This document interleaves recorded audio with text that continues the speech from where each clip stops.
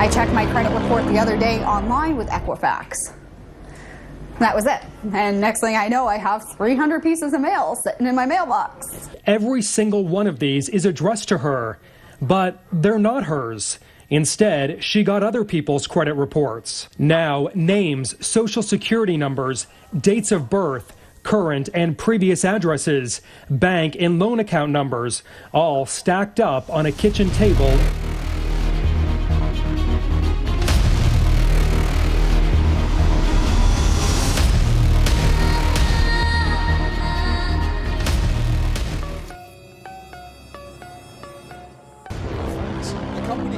Sounds like a theatrical production in which Daniel Radcliffe plays a horse that fucks a fax machine. Now, Equifax is one of the big three credit reporting agencies, the companies who keep financial data on all of us so that people like lenders and landlords can decide whether or not we are trustworthy. So Equifax controls some of our most sensitive information, and about a month ago, we learned this. Credit monitoring company Equifax is dealing with growing fallout this morning over its massive data breach. The personal data of 143 million Americans was exposed this summer.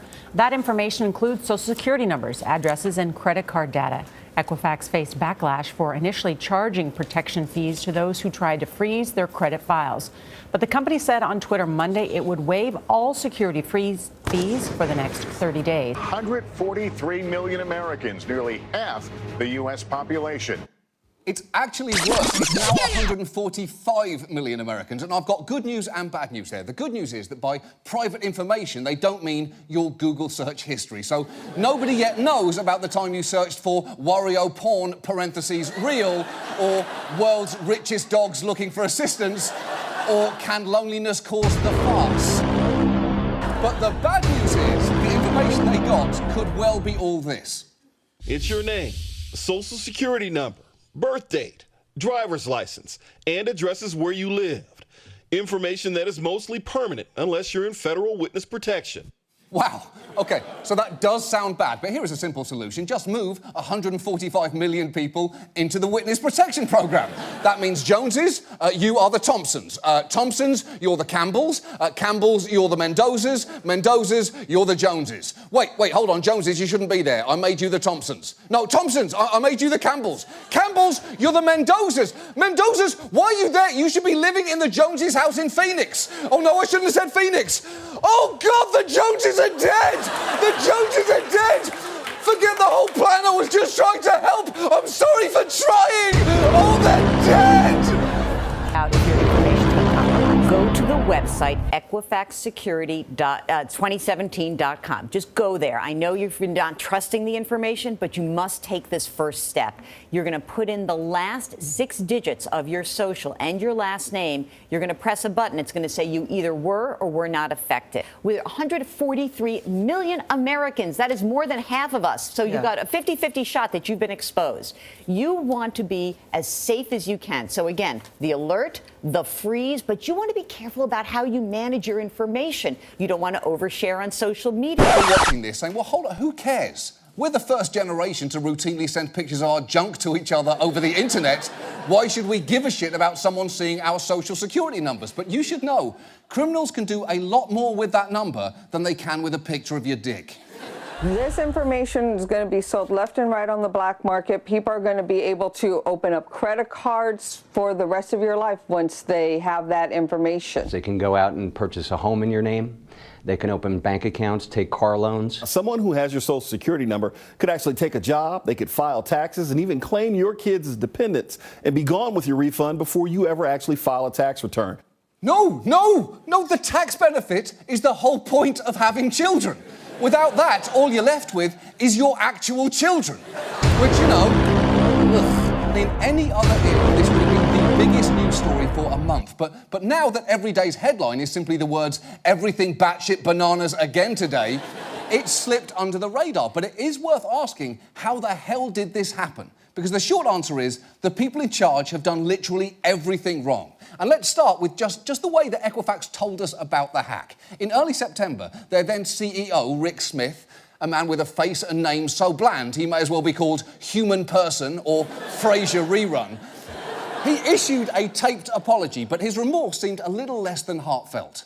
On July 29th of this year, we discovered that attackers had gained unauthorized access to certain Equifax data files. This is clearly a disappointing event and one that strikes at the heart of who we are and what we do. Holy shit! Rick Smith is so alarmingly mechanical, you probably have to put him in rice every time he gets wet. Now, notably, he mentioned there that Equifax learned about the breach on July 29th. But even more notably, that video was uploaded in September, which is, and this is true, after July.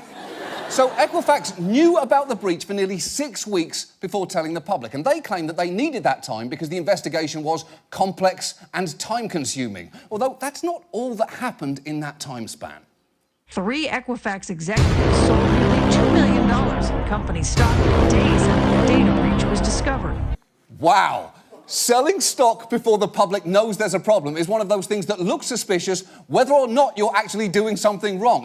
Apparently there were multiple points where this hack could have been prevented, and one of them is incredible because Equifax were alerted by Homeland Security back in March that they needed to fix a critical vulnerability in their software. But as lawmakers discovered at a recent hearing, that's not what happened. There was one person apparently who forgot to tell somebody that they had a piece of software that needed to be patched. Yeah, it is not ideal that a company guarding such valuable information leaves something that important down to one person. Don't change your birth date. Don't change your social security number. Those who have been jeopardized by this hack will have to protect themselves for years until they're dead. It's true, and just think about that. There is only one other thing that you have to constantly protect yourself from until you're dead, and that's fucking death. And you would hope that Equifax would do a decent job of mitigating the damage. After all, they did have nearly 6 weeks to work on a response, but instead, their fuck-ups continued. For instance, they created a website for concerned consumers to go to, but then this happened. The site that Equifax started is called Equifax Security 2017, but a developer named Nick Sweeting wanted to show how easy it is to create a similar fake site, so he did. He called it Security Equifax 2017. Exactly, someone created a fake site, and if you're thinking, well, who would be dumb enough to fall for that?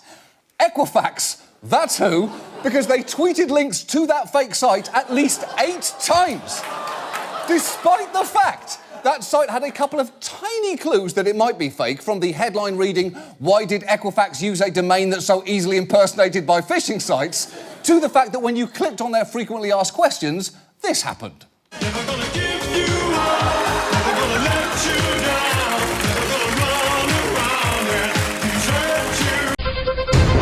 Instead, Equifax put out a website that had a fine print in there as a customer. Hey, come here, we'll help you resolve this. But in the fine print, you gave up your right to sue the company. I mean, give me a break. You know, what the heck is going on? Since then, they said, oh, that was a mistake. Again, another mistake?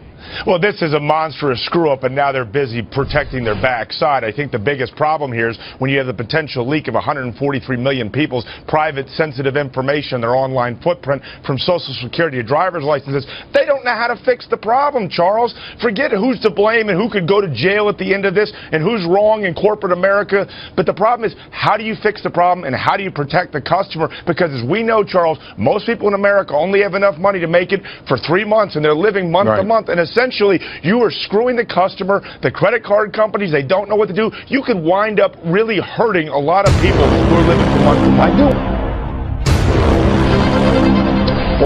There's a way you can bet on stocks going down. It's called buying puts. There were 13 puts a day trading on this stock. On August 21st, 2,600 puts traded. Someone bought that many. It was a huge bet that this stock was going to collapse. I pray the SEC finds out who this was. In the meantime, we've seen a $6 billion loss in market cap. Estimated losses from these breaches in excess of $20 billion. When I was on this air a few days ago, 1 class action. Today, 23 and growing. Congress is just getting rolling.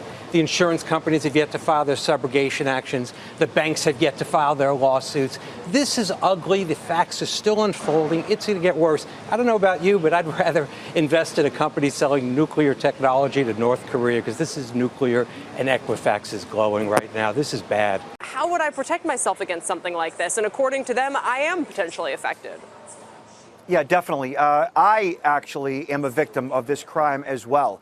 I researched my information on the EquifaxSecurity2017.com address, and there it popped up that they want me to invest in their credit monitoring service, which, you know, is kind of funny that they're offering credit monitoring where they got breached. The best thing to do here is to engage in what's called a credit freeze. A credit freeze locks down your social on your credit report, preventing anyone from opening up any new lines of credit via your social and your credit report. Since rescinded that clause, although many frustrated people are now signing up for third-party credit monitoring services like LifeLock, who've been advertising everywhere, and they have seen a real surge in business in the wake of this breach. Although, if you are considering LifeLock because you are mad at Equifax, there is something you're going to need to know.